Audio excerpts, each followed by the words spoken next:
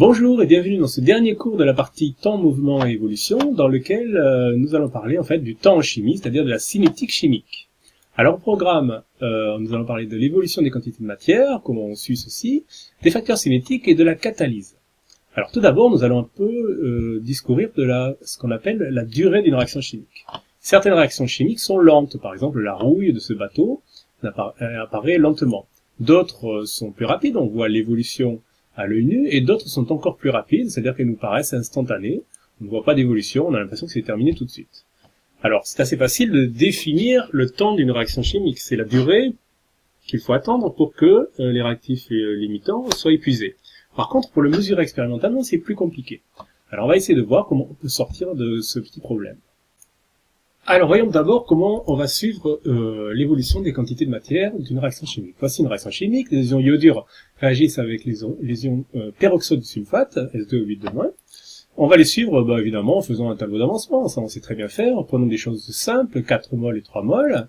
Au début il n'y a pas de réactif, l'avancement vaut 0, à un moment donné l'avancement vaut X, voici ce que valent les quantités de tout ceci. Le X max, eh bien, c'est le I- qui va s'épuiser avant. Si vous faites les calculs, vous verrez, pour une valeur de 2 mol. Donc, on va avoir 0 ici. Le réactif limitant, c'est I-, donc, et voici ce qu'on va avoir à la fin. On peut faire, évidemment, l'évolution de ceci en fonction du temps, de ces quantités de matière-là, en fonction du temps. Commençons par le réactif limitant. Il part de 4 moles, il va s'épuiser petit à petit, de plus en plus doucement, de façon asymptotique vers 0, parce que c'est le réactif limitant. Alors, vous voyez ici, tout de suite, la difficulté de définir la fin de la réaction chimique. Quand est-ce qu'elle termine, cette réaction chimique? C'est une asymptote vers 0, donc c'est difficile de définir la fin de la réaction chimique. Pour l'autre réactif, c'est la même chose, sauf que lui, il s'épuise pas, donc il arrive à 1 mol. Pour les produits, les courbes se ressemblent, mais elles sont inversées, évidemment, parce qu'on part de 0, et qu'on va vers la valeur finale. Alors, pour suivre en fait l'évolution des quantités de matière d'une réaction chimique, on peut s'intéresser à un réactif ou un produit, mais il est plus intéressant de s'intéresser directement à l'avancement, qui synthétise un petit peu tout ce qui se passe à l'intérieur. L'avancement évolue comme ceci, de 0 vers sa valeur maximale. Alors, comment déterminer le temps de cette réaction chimique? Donc, on voit que c'est difficile de déterminer la fin. Donc, ce qu'on va faire, c'est qu'on va déterminer quand est-ce qu'on arrive à X max divisé par 2. X max divisé par 2, c'est facile de le visualiser ici, et c'est facile de mesurer la durée, le temps qu'il faut attendre pour arriver à X max divisé par 2. Voici ce qui va donc caractériser la durée d'une réaction chimique, c'est ce qu'on appelle le temps de demi-réaction. Le temps de demi-réaction, c'est le temps pour lequel X est égal à X max divisé par 2. Attention, ce temps de demi-réaction n'est pas du tout la moitié du temps de réaction totale. Vous voyez, le temps de réaction totale, si on l'estime, il serait par ici, ce n'est pas du tout, T1,5 n'est pas du tout la moitié. Alors, dans ce graphique, vous allez voir l'évolution d'un milieu réactionnel à 15 degrés, à 25 degrés et à 35 degrés. Alors, regardez la différence. Hein.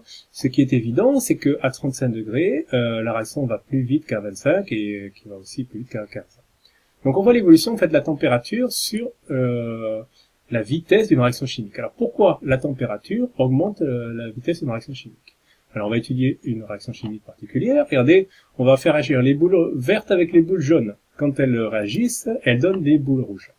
Et on va comparer deux milieux qui ont des températures différentes. Alors regardez ce qui se passe. Alors le milieu qui est plus chaud a plus d'agitation thermique. La température, c'est la mesure de l'agitation thermique. Donc, ça veut dire que tout va plus vite à l'intérieur, il y a plus de choc, et s'il y a plus de choc, il y a plus de rencontres entre les réactifs, et donc ça va plus vite. La réaction va plus vite. Et donc, si c'est plus froid, tout est ralenti, et ça va moins vite. C'est assez clair et assez intuitif. Voilà. Donc, la température est ce qu'on appelle un facteur cinétique, c'est-à-dire qu'elle permet de faire varier la vitesse de la réaction chimique.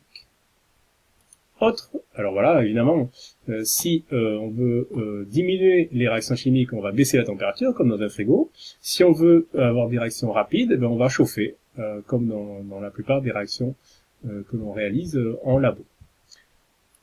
Autre facteur cinétique, la concentration. Donc ce graphique vous présente l'évolution d'une réaction, de plusieurs réactions, quand on augmente la concentration des réactifs. Attention, on ne change pas la quantité des réactifs, on change la concentration des réactifs. Et on voit que ça va plus vite si c'est plus concentré. Alors pourquoi? C'est un petit peu la même explication que tout à l'heure. Si c'est plus concentré, Ça veut dire que tout est plus tassé, et donc il y a plus de choc, et s'il y a plus de choc, c'est que ça va un petit peu plus vite. Donc voilà un autre facteur cinétique, c'est la température et la concentration sont les deux facteurs cinétiques les plus importants. On peut parler aussi de la surface de contact entre les réactifs, on a vu en TP ça, mais les deux plus importants sont quand même la température et la concentration. Nous allons terminer ce cours en parlant de la catalyse, et en prenant un exemple, l'exemple de la dismutation de l'eau oxygénée. L'eau oxygénée, c'est cette molécule, là, H2O2, qu'on appelle le peroxyde d'hydrogène, ou l'oxygéné, hein. Et cette eau oxygénée, elle est instable, c'est-à-dire qu'elle réagit sur elle-même pour donner de l'eau et des bulles de dioxygène. Alors si vous regardez de l'eau oxygénée chez vous dans un verre, vous ne verrez pas de bulles de dioxygène parce que c'est une réaction qui est lente. Par contre, si on rajoute des choses dedans, par exemple des ions ferriques, de l'argent ou du sang, alors on va voir les bulles apparaître rapidement et donc cette réaction va être beaucoup plus rapide. Alors pourquoi elle est plus rapide? Parce qu'on a rajouté ce qu'on appelle un catalyseur. Un catalyseur, c'est un produit chimique qui accélère la réaction, mais attention, sans être consommé. Il ne fait pas partie de la réaction chimique, vous ne le verrez jamais écrit dans la réaction chimique, sauf peut-être sur la petite flèche qui est ici, mais ce n'est ni un réactif ni un produit. Alors ces catalyseurs, on en voit ici trois exemples, des ions ferriques, donc en milieu liquide par rapport à H2O2 qui est en milieu liquide, donc on va appeler ça une catalyse homogène, catalyse hétérogène ici, on va voir ce que c'est, et catalyse enzymatique. Alors voyons les détails et voyons comment ça marche exactement. Alors la catalyse homogène, c'est quand le catalyseur est dans la même phase que le milieu réactionnel. C'est-à-dire par exemple, ici, un liquide est catalysé par un liquide. Par exemple ici, les ions fer3. Alors, donc cette réaction de dismutation, elle est lente. Alors comment elle peut être plus rapide avec des ions fer3? Qu'est-ce qui se passe? Et en fait, ces ions fer3 vont réagir avec H2O2 et se transformer en ions fer2. Mais ces ions fer2 vont aussi réagir avec H2O2 et se retransformer en ions fer3. Et au bilan, si on additionne ces deux réactions, on va avoir la même réaction que tout à l'heure. Sauf que, vu que ces deux réactions sont rapides, celle qui est en présence d'ions fer3 sera plus rapide. Et donc, on aura l'impression qu'il n'y aura pas de réaction particulière. En fait, les ions fer3 ne font pas partie du bilan final, mais en fait, ils se sont transformés et régénérés. Voilà comment fonctionne une catalyse homogène. Une catalyse hétérogène, c'est une catalyse dans laquelle, en fait, le catalyseur n'est pas dans la même phase. Par exemple, ici, vous voyez que c'est de l'argent solide qui catalyse le H2O2 liquide. Alors, comment ça se passe? Eh bien, en fait, ça se passe à la surface du solide. Les réactifs sont absorbés à la surface du solide. La réaction se fait à la surface du solide, et ensuite les produits sortent de la surface du solide. Donc, en fait, dans une catalyse hétérogène, ce qui est très important, c'est la surface du solide. Plus la surface du solide sera grande, plus cette catalyse sera efficace. Et donc, en fait, souvent, on utilise des mousses ou des choses comme ça, où, en fait, vous avez une surface maximale. Terminons avec la catalyse enzymatique. Une enzyme, en fait, est une molécule organique très compliquée, qui va donc être le catalyseur d'une réaction biochimique. Par exemple, ici, la décomposition de H2O2. Et cette enzyme sera très spécifique à cette réaction-là. Alors, dans l'enzyme, vous avez des sites actifs qui vont faire que la réaction va se passer. Par exemple, ici, vous voyez, la molécule de dioxygène de H2O2 va arriver, va se séparer, et c'est une deuxième molécule qui va arriver par la suite. Il faut savoir que ces enzymes marchent avec un pH particulier, avec une température particulière, dans des conditions biochimiques très particulières. Et si vous changez ces conditions-là, la réaction ne sera pas catalysée dans de bonnes conditions.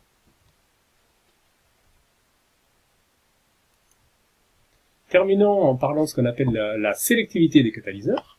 Alors si on prend de l'éthanol, et qu'on le met sur du cuivre en chauffant, on va fabriquer de l'éthanol, un aldéhyde, et du dihydrogène. Voici l'expérience filmée. Et si on prend de l'éthanol et que on met cette fois-ci un chauffage et de l'oxyde d'aluminium, on va cette fois-ci fabriquer autre chose. Vous voyez, c'est de l'éthène. C'est une molécule qui est un alcène.